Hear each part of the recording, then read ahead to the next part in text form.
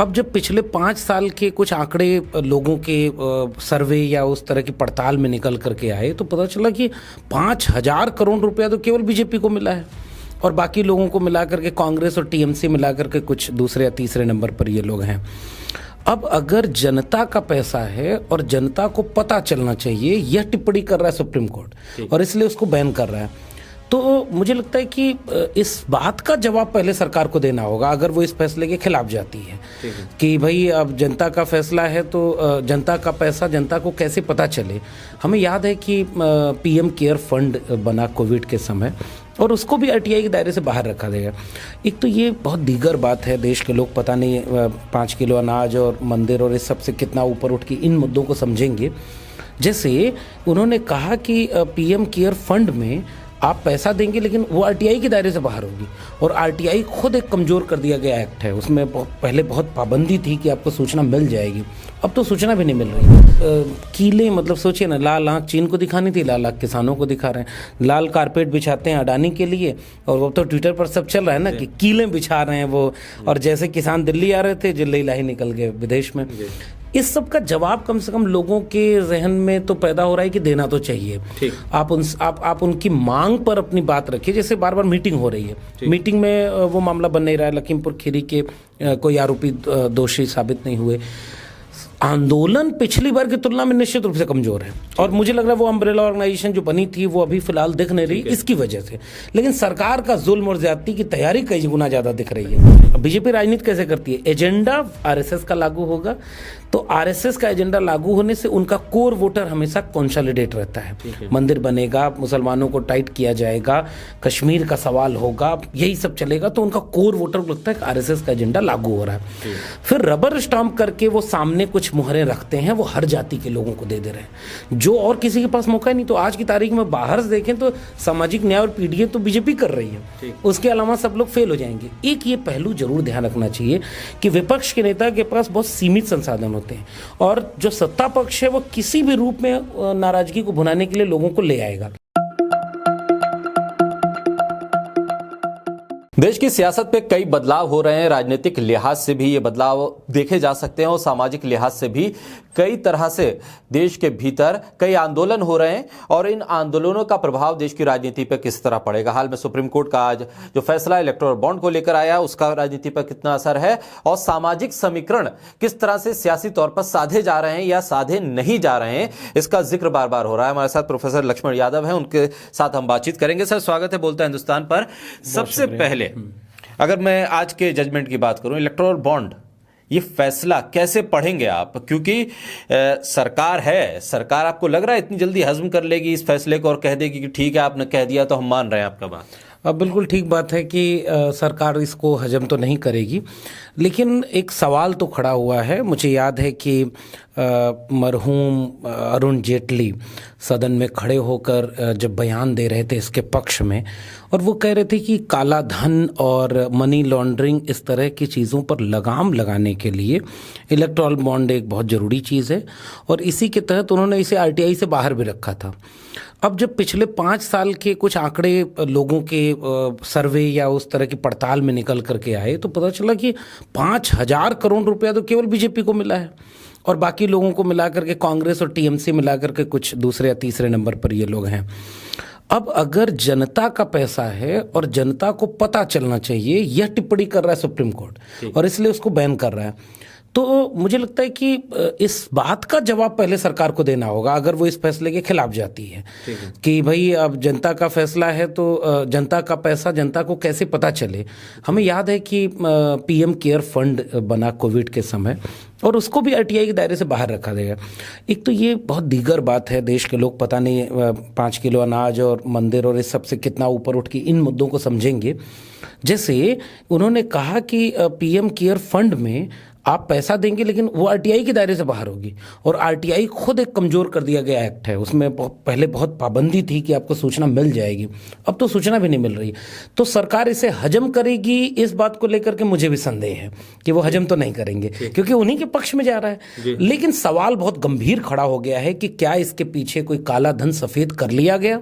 कौन लोग थे जिन्होंने इतना पैसा दिया? मुझे उम्मीद है कि सुप्रीम कोर्ट इस पर भी कोई टिप्पणी करे और सुप्रीम कोर्ट 10 फैसले में से 9 सरकार के पक्ष में दे देती है, एक आध खिलाफ दे देती है, तो हो सकता है इसको खिलाफ करके मान भी लें, लेकिन मामला बहुत संगीन है। ठीक है, सूचना का अधिकार आपको मिलेगा या नहीं मिलेगा, और सूचना के अधिकार के तहत ये तमाम चीजें अगर टिप्पणी सुप्रीम कोर्ट कर रहा है तो सूचनाओं को दबाने का सिलसिला सोशल मीडिया पर बैन करके भी हो रहा है कि किसान प्रोटेस्ट कर रहे हैं तो किसान नेताओं के ट्विटर अकाउंट को आप फ्रीज कर दे रहे हैं, उनको वॉश आउट कर दे रहे हैं। आंदोलन जब सड़क पर है, किसान एक बार फिर चल पड़े हैं, लेकिन इस बार हम ये देख रहे हैं कि वो किसान, वो संगठन जो पिछली बार पूरे आंदोलन को खड़ा कर रहे थे, वो कहीं नजर नहीं आ रहे, सिर्फ बयान दे रहे हैं। क्या ये ट्रांसफॉर्मेशन हो गया है? जो संगठन आंदोलन खड़ा करने वाले थे अब वो नेता बन गए हैं और किसान अब सड़क पर आए? इस बात को लेकर के किसानों में मतभेद है। जैसे पश्चिमी उत्तर प्रदेश के किसान और खासकर राकेश टिकैत, इनका बयान आया कि कुछ एक तरफ से लोग आ गए हैं, लेकिन अब आ गए हैं तो लौटेंगे नहीं, हम उनके साथ खड़े हैं। और अगर उन पे इस तरह से ड्रोन, जिसके लिए प्रधानमंत्री जी कह रहे थे किसानों के फायदे में जाएगा, दवाई पहुंचाएंगे, क्या क्या कह रहे थे, वो आंसू गैस के गोले पहुंचा रही है।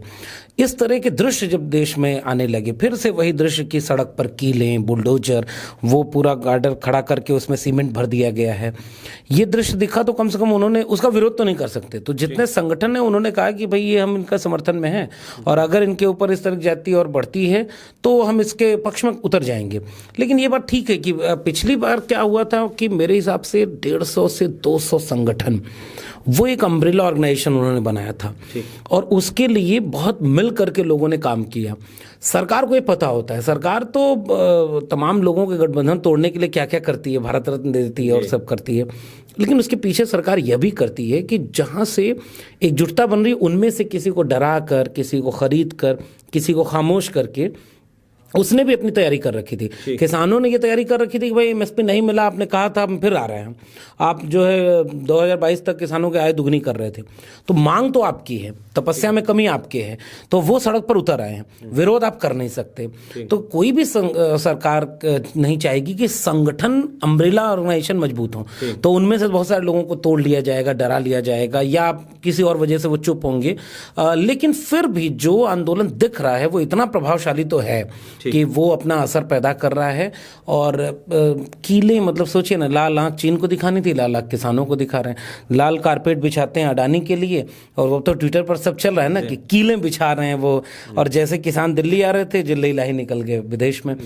इस सब का जवाब कम से कम लोगों के जहन में तो पैदा हो रहा है कि देना तो चाहिए। आप उनकी मांग पर अपनी बात रखिए। जैसे बार बार मीटिंग हो रही है, मीटिंग में वो मामला बन नहीं रहा है, लखीमपुर खीरी के कोई आरोपी दोषी साबित नहीं हुए। आंदोलन पिछली बार की तुलना में निश्चित रूप से कमजोर है, और मुझे लग रहा है वो अम्ब्रेला ऑर्गेनाइजेशन जो बनी थी वो अभी फिलहाल दिख नहीं रही इसकी वजह से। लेकिन सरकार का जुल्म और ज्यादती की तैयारी कई गुना ज्यादा दिख रही है। वो अब सोचिए ना, वो छर्रे वाले बुलेट मारा जा रहा है, ड्रोन से वो मारा जा रहा है, रात में उनको मारा जा रहा है। कल की वीडियो जो आई है, तो सरकार अपनी पूरी तैयारी कर चुकी है। एक तरफ भारत रत्न भी दी है, एक तरफ ये सब भी तैयारी कर चुकी है। तो एक गठजोड़ को कमजोर किया गया है, एक गठजोड़ और भी बना देश के भीतर, और खासतौर पर उत्तर प्रदेश में पीडीए नाम दिया गया, उस गठजोड़ को भी तोड़ दिया गया। जयंत चौधरी अलग हो गए, ये कहने लगे कि मुझे अब प्रधानमंत्री मोदी के चेहरे में चौधरी चरण सिंह नजर आ रहे हैं। दूसरी तरफ 3 दिन से किसानों पर आंसू गैस के गोले छोड़े जा रहे हैं, एक ट्वीट जयंत चौधरी की तरफ से नहीं है। दूसरी तरफ सामाजिक समीकरण बनाने के लिए पीडीए का गठन हुआ, और इस बात का बार बार जिक्र हुआ। राज्यसभा की सीटें दे दी गई, समीकरण वहां कहीं नजर नहीं आ रहा। राजनीतिक समीकरण क्या है ये भी समझ में नहीं आ रहा, सामाजिक समीकरण क्या है उन राज्यसभा सीटों का वो भी समझ में नहीं आ रहा। आखिर किस तरफ जा रहा है ये पीडीए?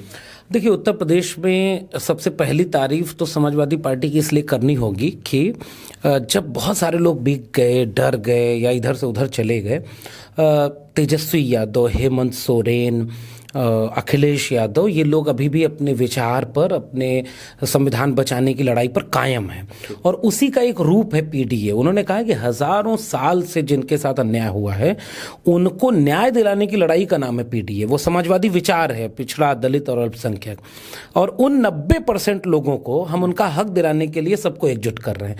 तो उस विचार में तो कोई कमी नहीं है, और इस सैद्धांतिकी में कम से कम वो पार्टी खड़ी है।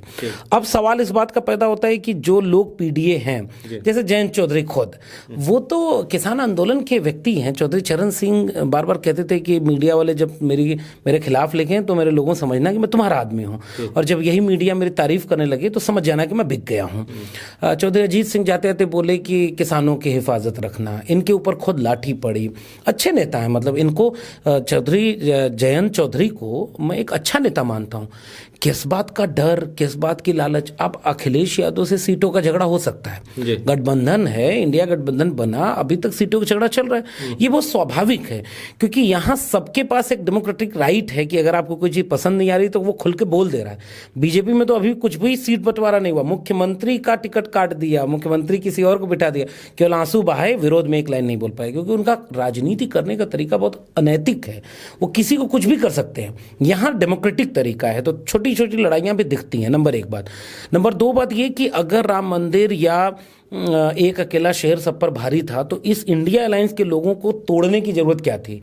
वो तो दिल्ली से एक संदेश जाता है कि नीतीश कुमार हमें नहीं चाहिए, हम बिना नीतीश कुमार के बिहार की 40 सीटें जीतने जा रहे हैं। हमें जयंत चौधरी की जरूरत नहीं, वो तो पीडीए में शामिल हैं, वो अखिलेश के साथ खड़े हैं।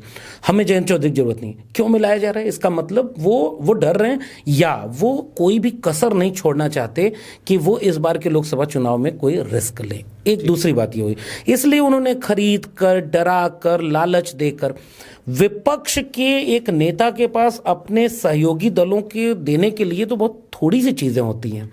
अब जैसे बीजेपी के पास 10 सीटें हैं राज्यसभा की, फिर और एमएलसी की सीटें आएंगी, उनके पास एकोमोडेट करने के तरीके हैं। अब बीजेपी राजनीति कैसे करती है? एजेंडा आरएसएस का लागू होगा तो आरएसएस का एजेंडा लागू होने से उनका कोर वोटर हमेशा कंसोलिडेट रहता है।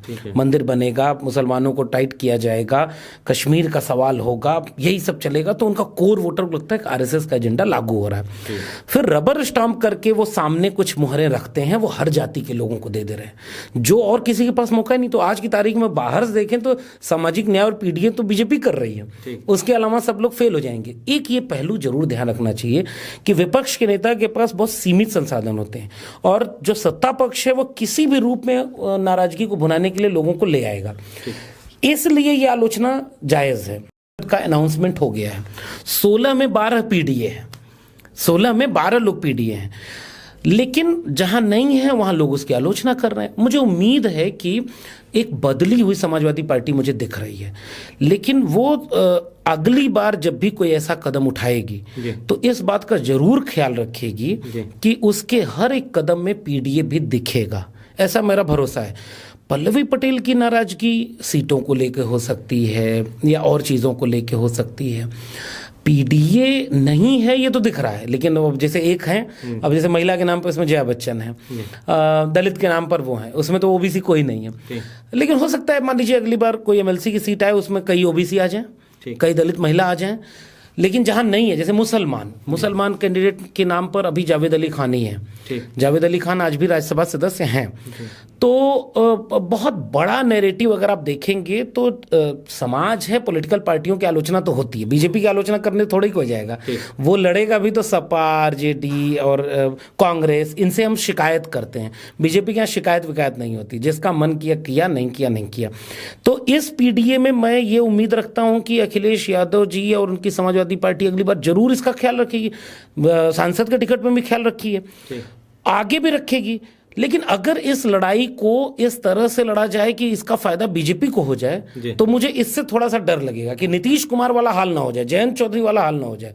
आप लड़ रहे थे इनसे, मतलब घर का आदमी हमारे ठीक नहीं है तो घर के आदमी से लड़ना छोड़ के हमने पराये का घर बना लिया, जो हमारा दुश्मन है, जो जमीन हड़पना चाह रहा है, जो हक मारना चाह रहा है। ये एक ऐतिहासिक लम्हा है। आज से 25 साल बाद, 50 साल बाद लोग पूछेंगे ना कि जब सबसे कठिन चुनाव था तो कौन कहाँ खड़ा था।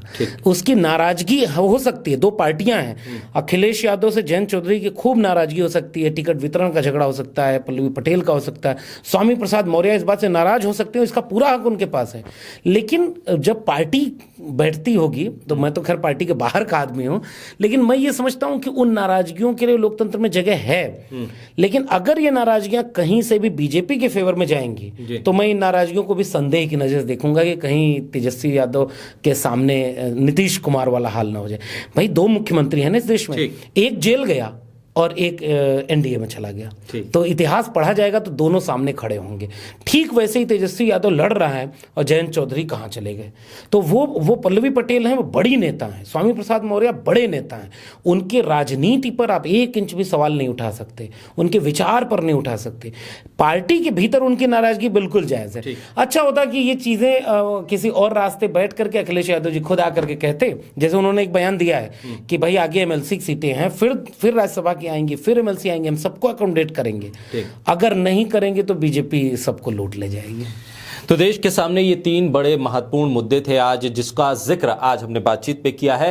ये सियासत बदलती रहेगी, वैचारिक तौर पर कौन कहां खड़ा है ये देखना बेहद ज्यादा जरूरी है कि क्या समय के साथ साथ विचार भी लोगों के बदलेंगे या किसी डर के आसरे इन विचारों के साथ समझौता होगा। बहरहाल बोलता हिंदुस्तान के साथ जुड़े रहिए और तमाम सोशल मीडिया प्लेटफॉर्म को लाइक, सब्सक्राइब, शेयर करते रहिए ताकि इस तरह की और भी बातचीत आप तक पहुंच सके।